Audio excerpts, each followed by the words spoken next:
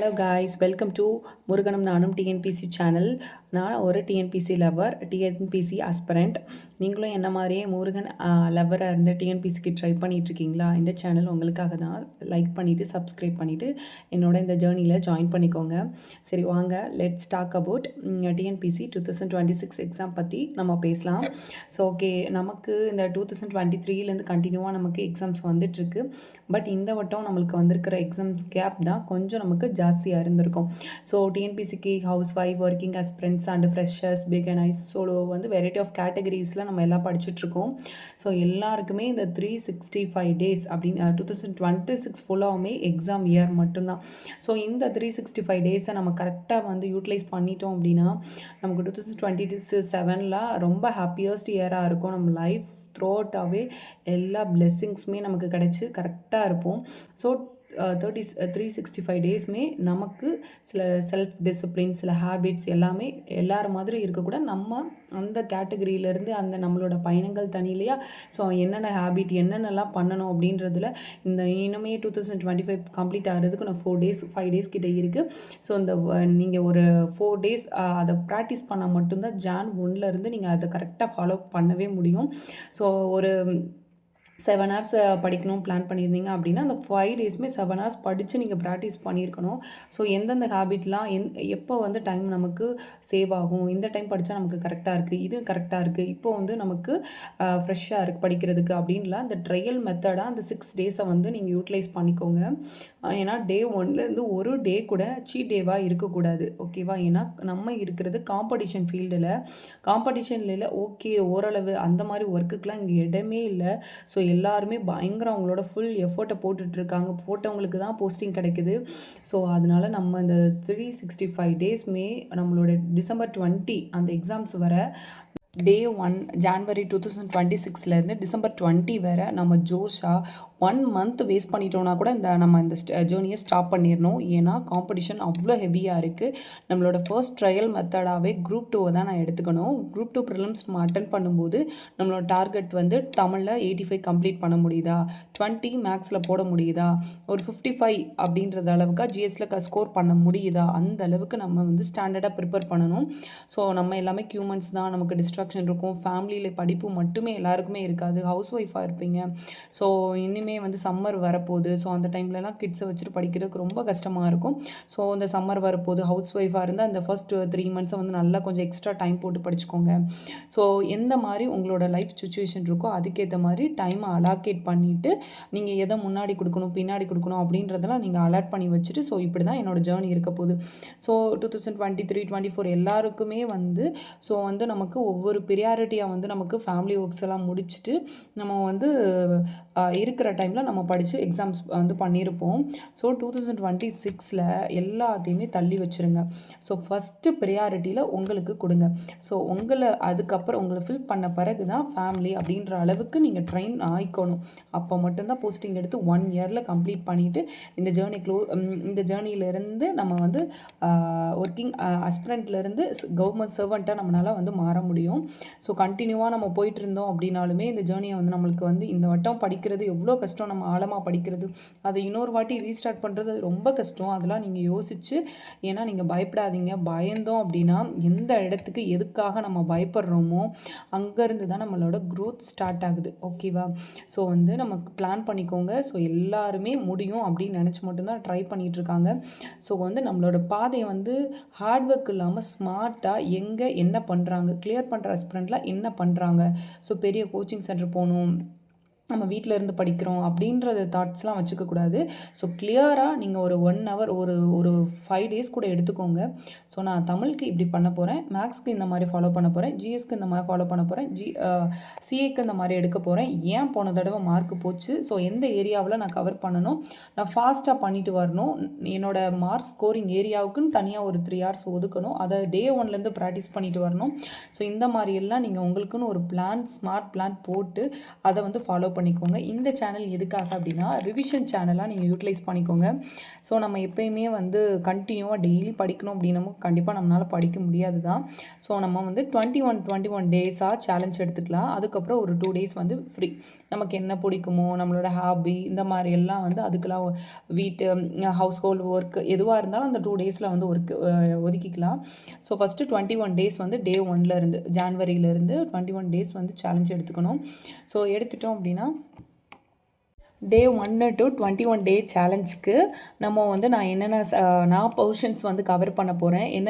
நான் ஃபஸ்ட்டு வந்து என்ன பிளான் பண்ணியிருக்கேன் அப்படின்னா தமிழ், மேக்ஸு அண்டு வந்து ஜிஎஸ்சில் வந்து பாலிட்டி. ஏன்னா நம்ம தமிழ் வந்து கொஞ்சம் ஹார்டாக இருக்கும். ஏன்னா ஹவுஸ் ஹோல்ஸ்லாம் கம்பைன் பண்ணி படிக்கிறதுனால அப்போது வந்து நம்ம ஒரு ஈஸியான சப்ஜெக்ட் வந்து பாலிட்டி எடுத்துக்கலாம். ஸோ இதெல்லாம் பாலிட்டி முடிய அதுக்கு தேவையான ஸ்டாண்டர்ட் புக் வந்து வாங்கி வச்சுக்கோங்க. ஸோ அதுக்கப்புறம் வந்து இல்லைனா நம்ம பிடிஎஃபாக சென்ட் பண்ணுறேன் உங்களுக்கு. ஸோ அதுக்கப்புறம் வந்து நம்ம ஒவ்வொரு ஜிஎஸ்ஸாக போகும்போது அதுக்குரிய ஸ்டாண்டர்ட் மெத்தட்லாம் நம்ம ஃபாலோ பண்ணிக்கலாம். எல்லாமே இப்போயே வாங்கி வைக்கணும், இப்போ எந்த கில்ட்டு உணர்வும் உங்களுக்குள்ளே வச்சுக்காதீங்க. ஒவ்வொரு ஸ்டெப்பாக ப்ராசஸ் பண்ணிக்கோங்க. ஸோ இந்த வீடியோவில் தமிழ் எவ்வளோ வந்து 85 ஸ்கோர் பண்ணுறதுக்கு நான் இந்த மாதிரி ஒரு 5 டேஸ் அனலைஸ் பண்ணி எந்தெந்த மாதிரி புக்ஸ்லாம் ரெஃபர் பண்ணணும் அப்படின்னு என்னோடய ஸ்டடி டைமையும் டேபிளையும் இம்ப்ரூவ் பண்ணி நான் அனலைஸ் பண்ணி வச்சுருக்கேன். ஸோ அதை நான் உங்களோட ஷேர் பண்ணுறேன். உங்களுக்கும் பிடிச்சிருந்துச்சு அப்படின்னா என்னோட இந்த ஜேர்னியில் ஜாயின் பண்ணிக்கோங்க. ஃபர்ஸ்ட் 21 டே யாரெல்லாம் சீரியஸாக ஃபாலோ பண்ணணும், 1 டே கூட வேஸ்ட் பண்ணக்கூடாது அப்படின்னு நம்மளோட ஜேர்னியை வந்து நல்லா ஃப்ரூட்ஃபுல்லாக மெமரபிளாக இருக்கணும் அப்படின்றதுக்காக தான் நான் ஜேர்னியாகவே இந்த சேனலே ஸ்டார்ட் பண்ணியிருக்கேன். நம்மளோட தாட்ஸு ஸோ நம்ம எல்லாம் ஒரே ஃப்ரெண்ட்ஸாக இருந்து படிக்கணும் அப்படின்றதுக்காக தான் இந்த சேனல் வந்து நான் ஸ்டார்ட் பண்ணதுக்கான மெயின் ரீசனே. டெய்லி வந்து அந்த 21 டேஸில் வந்து என்னென்ன போர்ஷன்ஸ் வருதோ அதுக்குரிய ரிவிஷன் வீடியோ, ஒரு பிவைக்கோ, ஒரு 360 வியூவில் கொஸ்டினை வந்து எப்படி அப்ரோச் பண்ணணும் அந்த டாப்பிக்குள்ளே அப்படிலாம் நம்ம ஒரு ஃப்ரெண்ட்ஸாக வந்து ஜாயின் பண்ணி படிக்கும்போது நம்மளால் இன்ஃபர்மேஷனை கேதர் பண்ணிக்க முடியும். ஸோ இந்த வீடியோவில் வந்து தமிழ் வந்து நான் எப்படி படிக்கணும்னு பிளான் பண்ணி வச்சுருக்கேன் அப்படின்றத நான் உங்களோட ஷேர் பண்ணுறேன். ஓகே, டிஎன்பிசி 2020க்கு தமிழில் 85 மார்க்ஸ் ஸ்கோர் பண்ணுறதுக்கு நான் அனலைஸ் பண்ணி எந்தெந்த மாதிரி வந்து படிக்கணும் அப்படின்னு எடுத்திருக்கேன். உங்களுக்கு வேணும்னா நீங்கள் யூட்டிலைஸ் பண்ணிக்கலாம். இப்போ பாருங்களேன், நம்ம வந்து ஈஸியாக ஸ்கோர் பண்ணுற ஏரியா இது, மீடியமாக ஹார்ட் ஒர்க் பண்ணுற ஏரியா இது அப்படின்னு சொல்லி நம்ம பிரித்து வச்சுக்கணும். பிரித்து வச்சுட்டு 3 அந்த ஈஸிக்கு, மீடியமுக்கு, ஹார்டுக்கு இந்த 3க்குமே செப்பரேட்டாக ஒரு நோட் போட்டுருங்க. ஓகேவா? இப்போது ஈஸி ஸ்கோருக்கு நம்ம ரெஃபர் பண்ண வேண்டியது கவர்மெண்ட்டும் ஸ்கூல் புக்ஸ் மட்டும் பண்ணாவே போதும். மீடியமுக்கு கொஞ்சம் வந்து ரெஃபரன்ஸ் புக் வேணும், ஹார்டுக்கும் கொஞ்சம் ரெஃபரன்ஸ் புக் வேணும். அதை டீட்டெயிலாக வீடியோவில் பார்க்கலாம். இப்போ பாருங்கள், ஈஸியாக நம்ம ஸ்கோர் பண்ண வேண்டியது எது அப்படின்னா, இப்போது சொல்லும் பொருளும் அப்படின்னு இருக்கு இல்லையா, அந்த டாபிக் கீழே நமக்கு எத்தனை கொஸ்டின்ஸ் வேறு வருது அப்படின்னா 17 கொஸ்டின்ஸ் கிட்ட வருது. ஓகேவா? ஏன்னா அதுக்கு வந்து 17 கொஸ்டின்ஸ் அப்படின்னா அதில் வந்து என்னெல்லாம் கவர் ஆகும் அப்படின்னா எதிர் சொல் வரலாம், அந்த மயங்கொலி பிழைகள் வரலாம், ஒலி வேறுபாடு எல்லாத்துக்குமே மீனிங் தெரிஞ்சால் தான் நம்ம இது பண்ண முடியும். ஸோ அந்த ஏரியா ஃபுல்லாகவே சொல்லும் பொருளும் அந்த கேட்டகரியை தெளிவாக படிச்சிட்டோம் அப்படின்னா நம்மளால் 17 கொஸ்டின்ஸ்க்கு வந்து ஆன்சர் பண்ண முடியும். ஓகே, அப்போ வந்து இந்த இதுக்கு வந்து நீங்கள் என்ன அவுட் சோர்ஸ் போகணும் அப்படின்னா சதுர அகராதி புக்கு. ஸோ மேக்ஸிமம் இதையும் நம்ம ஸ்கூல் புக்கையும் நம்ம தெளிவாக படிச்சிட்டோம் அப்படின்னா சிறப்பு Tamil, old version, new version எல்லாமே படித்து ஒரு நோட்டில் எழுதி வச்சிட்டோம் அப்படின்னா இது வந்து எக்ஸ்ட்ரா சோர்ஸ். இது கொஞ்சம் கொஞ்சமாக தான் நம்மளால் படிச்சுக்க முடியும். ஒரு இது சம்திங் ஒரு 600 பேஜ் வரும்னு நினைக்கிறேன். கொஞ்சம் கொஞ்சமாக நம்ம அப்டேட் பண்ணிக்க முடியும். கொஞ்சம் கொஞ்சமாக ஜாயின் பண்ணி இதோட ஜாயின் பண்ணி படிச்சிட்டிங்க அப்படின்னா நம்மளால் ஒரு எவ்வளோ டஃப்பாக வந்தாலுமே ஒரு 11 or 12 கொஸ்டின்ஸ் கிட்ட நம்மளால் கரெக்டாக வந்து பண்ணிட முடியும். இந்த ஒலி வேறுபாடு, மயங்கொலி, எதிர்சொல் எல்லாமே இந்த கேட்டகரியில் தான் வரும். 17 கொஸ்டின் அப்ராக்சிமேட்டாக வந்திருக்கு போன தடவை இருந்து. செகண்ட் ஏரியா வந்து பிழையற்ற தொடர் அப்படின்றதுலேருந்து இந்த மாதிரி கொஸ்டின் ஏரியா வருது. இந்த இதை கரெக்டாக பண்ணோம் அப்படின்னா 4 கொஸ்டின் ஈஸியாக ஸ்கோர் பண்ணிடலாம். இது வந்து என்ன ஈஸி அப்படின்னா தன்வினை, செய்வினை, பிறவினை, செய்பாட்டு வினை இதெல்லாம் நம்ம வந்து கொஞ்சம் பேசிக்காக நல்லா படிச்சிட்டோம் அப்படின்னா இந்த கொஞ்சம் சென்டென்ஸ்லாம் ப்ராக்டிஸ் பண்ணி பார்த்துட்டோம் அப்படின்னா நம்ம ஈஸியாக வந்து 4 ஸ்கோர் பண்ணிடலாம். பெயர் சொல் எது, வினை சொல் எது, வினை முற்று எது, இந்த மாதிரியெல்லாம் நம்ம பண்ணிக்கலாம். அதுக்கடுத்து ஒரு 3 கொஸ்டின் ஈஸியாக ஸ்கோர் பண்ணலாம். இதில் ஓரெழுத்து ஒரு மொழியில் ஊர், பெயர், மருவு இதில் எல்லாம் வந்து ஒரு 3 கொஸ்டின்ஸ் வந்து பண்ணிடலாம். நிறுத்தல் குறியீடு நம்ம ஸ்டார்ட் பண்ணணும். கரெக்டாக வந்து சிறப்பு தமிழ் தான் இதுக்கு பெஸ்ட்டானது. ஓல்டு, நியூ எடிஷன் எல்லாமே வந்து நிறுத்த குறியீடுகள் ப்ராக்டிஸ் பண்ணிக்கோங்க. 3 மார்க்ஸ் வந்து வருது. புணர்ச்சி விதிகள் கண்டிப்பாக படிக்கணுங்க. அது நம்ம எவ்வளோதான் படித்தாலும் நம்மளை அங்கே எக்ஸாம் டென்ஷனில் கொஞ்சம் நம்மளை நம்மளை கொஞ்சம் டென்ஷன் படுத்திடுது. ஸோ இருந்தாலும் நம்மளோட எஃபர்ட்டை வந்து குறைக்கக்கூடாது. ஸோ பிணர்ச்சி விதிகளை ஃபஸ்ட்டு இருந்து நம்ம டீட்டெயில் அனலைஸாக பார்த்துட்டு, ஸோ பிரித்தெழுது, சேர்த்தெழுது, இந்த வல்லின மிகும் மிகா இடம் இதெல்லாம் கொஞ்சம் ப்ராக்டிஸ் பண்ணிடலாம். ஸ்கூல் புக்கு, ஸோ அவுட் சோர்ட்ஸு இந்த மாதிரி வந்து ஜாயின் பண்ணி படித்தோம் அப்படின்னா ஈஸியாக வந்து பண்ணிடலாம். ஊமை தொடர், மரபு தொடர், பழமொழி, புரிந்து கொள்ளும் திறன். இந்த புரிந்து கொள்ளும் திறன் ஜென்ரலாக தான் கேட்பாங்க. எல்லாருமே 4 கொஸ்டின்ஸ் வந்து போட முடியும். பழமொழியும் நம்ம ஸ்கூல் புக்ஸில் இருக்க தெளிவாக படிச்சிடணும். மரபு தொடர், ஊமை தொடர் ஸ்கூல் புக்ஸில் இருக்கிறத நம்ம எதையுமே மிஸ் பண்ணக்கூடாது. ஸ்கூல் புக் கவர்மெண்ட் டேட்டாவை இந்த கேட்டகரிக்கு நம்ம எதையுமே மிஸ் பண்ணவே கூடாது. இதை ஃபுல்லாக நம்ம ரெஃபர் பண்ணிட்டோம் அப்படின்னாவே கன்ஃபார்மாக நம்மளால் ஒரு 60 கொஸ்டின்ஸ் கிட்ட போட முடியும். 60 கொஸ்டின் கரெக்டாகவே போட முடியும். இந்த ஏரியாவில் நம்ம வெல்வர்ஸ்டாக. ஸோ ஃபஸ்ட்டு 6 மந்த்ஸ்க்கு என்ன அப்படின்னா ஓவராலாக சிலபஸை கம்ப்ளீட் பண்ணி முடிச்சிடணும். கொஞ்சம் கொஞ்சமாக படித்து ரிவைஸ் பண்ணி முடிச்சிடணும். ஆஃப்டர் 6 மந்த்ஸ் ஒரு மேக்கு அப்புறமா என்ன பண்ணணும் அப்படின்னா இந்த மாதிரி ஈஸி கேட்டகரியில் டெஸ்ட் போட்டு பார்க்கணும், மீடியம் கேட்டகரியில் டெஸ்ட் போட்டு பார்க்கணும், ஹார்ட் கேட்டகரியில் போட்டு பார்க்கணும். நான் அப்படி தான் பிளான் பண்ணியிருக்கேன். ஸோ மீடியமில் வந்து என்ன அப்படி ஏரியா வருதுன்னா திருக்குறள், பேச்சு வழக்கு, எழுத்து வழக்கு, அறநூல், அந்த ரிமைனிங் இருக்கிற ஏரியா ஃபுல்லாக நம்ம அந்த புலவர்கள் எல்லாமே படிக்கிறது ஃபுல்லாமே மீடியம் ஏரியாவில் வருது. இதில் கன்ஃபார்மாங்க ஒரு 15 மார்க்குக்கு 13 கண்டிப்பாக நீங்கள் படித்தே ஆகணும். படித்தாதான் இந்த ஹார்டில் வைக்கிற நம்மளோட டிஎன்பிசி வைக்கிற ஒரு டென்ஷனை இதில் வந்து நம்மளால் குறைக்க முடியும். திருக்குறள் டே 1லேருந்து படிச்சிடணும். அதுக்குன்னு செப்பரேட்டாக 1 hour வந்து ஒதுக்கிடுங்க. டெய்லி படிச்சுட்டே இருக்கும்போது நம்மளால் வந்து ஒவ்வொரு பொருள் அறிஞ்சு அதில் மீனிங் என்ன வருது, பிரித்தெழுதுக்கு என்ன வருது, சேர்த்தெழுதுக்கு என்ன வருது, இந்த மாதிரி வந்து ஃபுல்லாக அனலைஸ் பண்ணி இந்த திருக்குறளை படிக்கணும். ஸோ இதை ஃபுல்லாகவுமே இந்த 15 மார்க் டெய்லி 1 hour வந்து இதுக்கு கண்டிப்பாக அந்த மீடியம் கேட்டகரிக்கு ஒதுக்கிடணும். இது வந்து ஒரு 1 hour இதுக்கு வந்து 2 hours ஒதுக்கணும். இதுக்கு வந்து 1 hour போதும். இதை வந்து நம்ம கண்டினியூவாக டெய்லி படிக்கிறோம் இல்லையா, இதுக்கு 1 hour போதும். இந்த கலைச்சொல் கேட்டகரி இதுதாங்க இருக்கிறதுலே இப்போ வந்து அவுட் சோர்ஸ் வந்ததில் ரொம்ப கஷ்டமாக இருக்குது. ஸோ இது கலைச்சொல் வந்து எத்தனை கொஸ்டின் கேட்குறாங்க? 14 கொஸ்டின். பழமொழியிலிருந்து ஒரு 3 கொஸ்டின் கேட்குறாங்க. பிறமொழி சொற்கள் இது ஃபுல்லாகவுமே ஹார்ட் கேட்டகரியில் வருது. இதுதான் நமக்கு கரெக்டாக ஒரு 20 கொஸ்டின்ஸ் கிட்ட நமக்கு இந்த ஏரியாவில் இருந்து மட்டும்தான் ஒரு 20 கொஸ்டின் கிட்ட டஃப் வச்சு ஒரு 75 தான் ஒரு 70-75க்குள்ளே ஆவரேஜாக நம்ம ஸ்கோர் பண்ணுற மாதிரி வந்து நம்மளை வந்து ஸ்டாப் பண்ணிடுறாங்க. நம்ம 75க்கு மேலே ஆவரேஜாக போய் 85 வந்து எடுக்கணும்.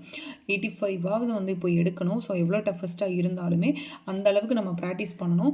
ஸோ நம்மளால் நிறைய புக்ஸ் எல்லாம் படிக்க முடியாது. ஓரளவுக்கு நம்மளால் வந்து நான் அனலைஸ் பண்ணி பார்த்ததில் ஓரளவுக்கு நல்ல தமிழில் எழுத வேண்டுமா அந்த புக்கு, அப்புறம் வந்து தமிழ் அகர முதலி, அப்புறம் தமிழை பிழையின்றி எழுதுவோம், அப்புறம் ஆட்சி சொல் அகராதி, இந்த 4 இதுலையுமேவும். ஸோ இதில் இந்த ஆட்சி சொல்ல நிறையா இருக்குது. இம்பார்ட்டண்ட்டாக அப்படின்னு சொல்லிட்டு ஒரு ஏபிசி இந்த மாதிரிலாம் இருக்கும். ஸோ அதில் இம்பார்ட்டண்ட்டாக என்ன நம்மளால் படிக்க முடியுமோ அதை மட்டும் படிச்சுட்டு கொஞ்சம் இதில் படித்து கொஞ்சம் ஒரு 4 times ரீடிங் பண்ணிட்டாவேவும் நம்மளால் ஓரளவுக்கு வந்து அந்த சொற்கள் எல்லாம் ஞாபகம் வச்சுக்க முடியும். இப்போ வந்து அந்த ஃபஸ்ட்டு 1 hour வந்து அவர் டெய்லி வந்து பிளான் இது என்ன அப்படின்னா ஃபஸ்ட்டு டெய்லியுமே நம்ம 1 hour இதுக்கு 1 hour கொடுக்கணும், இதுக்கு 1 hour கொடுக்கணும், இதுக்கு 1 hour கொடுக்கணும். ஸோ டோட்டலாக 1 hour வந்து கொஸ்டின் பேப்பர் அனாலிசிஸ் வந்து பண்ணி பார்த்தோம் அப்படின்னா ஸ்கூல் புக்கில் இருந்து பேசிக்காக வரும்ல அந்த கொஸ்டின்ஸ் எல்லாம் ப்ராக்டிஸ் பண்ணி பார்த்தோம் அப்படின்னா டெய்லியுமே 4 hours வந்து தமிழுக்கு கொடுத்தா மட்டும்தான் நம்மளோட கொஞ்சம் கொஞ்சமாக நம்மளை மிஸ்டேக்ஸை ரெட்டிஃபை பண்ணி ஆரம்பத்துலேருந்தே பர்ஃபெக்ட் வர முடியாது. நம்ம மொதல் ப்ராசஸில் இறங்கணும். அப்போ தான் பர்ஃபெக்ஷன் வரும். கொஞ்சம் கொஞ்சமாக அந்த 3 கேட்டகரியிலுமே இன்ஃபர்மேஷனை ஸ்டோர் பண்ணி நம்மளால் 85 ஸ்கோர் பண்ணுற அளவுக்கு நம்மளால் வந்து ப்ரிப்பரேஷன் வந்து ஸ்ட்ராங் ஆக்க முடியும். நம்மளோட ஃபஸ்ட்டு சேலஞ்சே குரூப் 4க்கு மட்டும்தான் ப்ரிப்பேர் பண்ணுறேன் அப்படின்றவங்க குரூப் 2வை ஒரு மெயின் கீயாக வச்சுக்கோங்க. அதில் உங்களோட டார்கெட் 150 வந்து 150 மார்க் போட்டிங்க அப்படின்னா குரூப் 4ம் நீங்கள் கிளியர். அப்போ அக்டோபருக்குள்ளே நீங்கள் கரெக்டாக ப்ரிப்பேர் பண்ணி முடிச்சிருக்கீங்க அப்படின்னு அர்த்தம். ஸோ அப்படி 150 போட்டிங்கன்னா குரூப் 2 ப்ரிலிம்ஸும் கிளியர் ஆயிரும். அதுக்கடுத்து நெக்ஸ்ட்டு வர டிசம்பரில் குரூப் 4ம் சேர்ந்து கிளியர் ஆயிரும். பிஒய்க்கு ரொம்பவே இம்பார்ட்டண்ட். ஏன்னா நம்ம வந்து ஸோ இந்த மாதிரிலாம் கொடுத்துருக்கும்போது ஸோ இங்கே என்ன வந்து ஃபாலோ பண்ணியிருக்காங்க, என்ன விதி பயன்படுத்தப்பட்டிருக்கு அப்படின்ற விஷயங்களெல்லாம் நம்மளால் இந்த பிஒய்க்கியூவில் கொஞ்சம் கற்றுக்கிட்டோம் அப்படின்னா ஃபர்தராக வந்து இதில் ஏதாவது ஒரு மெத்தட் வந்து நம்மளோட கொஸ்டின் பேப்பரில் நமக்கு வந்து இதாக இருக்கும். ஸோ பிஒய்க்கியூ வந்து அது வந்து பழைய ஓல்டு இதில் இருக்குது, கன்ஃபியூஸ் ஆகும் அப்படின்லாம் விட்டுறாதீங்க. ஸோ அதை வந்து நீங்கள் டெய்லி 1 hour ப்ராக்டிஸ்ன்னு சொன்னீங்களா, அதை வந்து பிஒய்க்கியூவாக ப்ராக்டிஸ் பண்ணி பார்த்தீங்க அப்படின்னா ஒரு டெய்லி 25 கொஸ்டின்ஸ் ப்ராக்டிஸ் பண்ணி பார்த்தாவே அதில் ஆனால் நீங்கள் வந்து மேலோட்டமாக வந்து மெமரி பண்ணக்கூடாது. ஸோ இப்போ வந்து கொடுத்துருக்காங்க பாருங்கள், காரணத்தேர் டேஸ் என பிரியும் அப்படின்னு சொல்லி கொடுத்துருக்காங்க. ஸோ இது ஏன் பிரிஞ்சிருக்கு, இது என்ன விதி பயன்படுத்தப்பட்டிருக்கு அப்படின்னு சொல்லி நம்ம எழுதி கண்டுபிடிச்சி ஒரு 25 கொஸ்டின்ஸ் டெய்லி லேர்னிங்கில் வச்சுக்கிட்டோம் அப்படின்னாவே நம்மளால் ஈஸியாக வந்து கிளியர் பண்ணிட முடியும். ஸோ நான் வந்து முருகன் லவ்வர். ஸோ டெய்லி முருகன்கிட்ட என்னோடய பிரார்த்தனையை வைக்கிறேன். நீங்களும் உங்களோட பிரார்த்தனை முருகன்கிட்ட வைங்க. முருகனுக்கு வந்து செல்ஃப் டிசிப்ளினாக, ரொம்ப ஹார்ட் ஒர்க்கிங்காக, ஸ்மார்ட் ஒர்க்கிங்காக இருந்தால் ரொம்ப பிடிக்கும். ஸோ நம்ம அந்த மாதிரி இருந்து படிக்கலாம். முருகன் நமக்கான வேலையும் நமக்கான போஸ்டிங்கையும் நமக்கு பிடிச்ச இடத்துல கண்டிப்பாக வந்து கொடுப்பாரு. ஸோ தேங்க்ஸ் ஃபார் வாட்சிங். இந்த வீடியோவை பார்க்குற சப்ஸ்கிரைபர் எல்லாத்துக்குமே என்னோடய சூப்பர் தேங்க்ஸ். ஒரு ஜோர்ஸோட ரொம்ப பாசிட்டிவாக ரொம்ப என்ஜாய் பண்ணி இந்த ஜேர்னியை நம்ம பண்ணலாம். எல்லாருமே இந்த ஜேர்னியில் என் கூட சேர்ந்து ட்ராவல் பண்ணலாம். லைக் பண்ணுங்கள், சப்ஸ்கிரைப் பண்ணுங்கள், உங்களோட தாட்ஸையும் கமெண்டில் பதிவு பண்ணுங்கள். நெக்ஸ்ட் வீடியோவில் பார்க்கலாம்.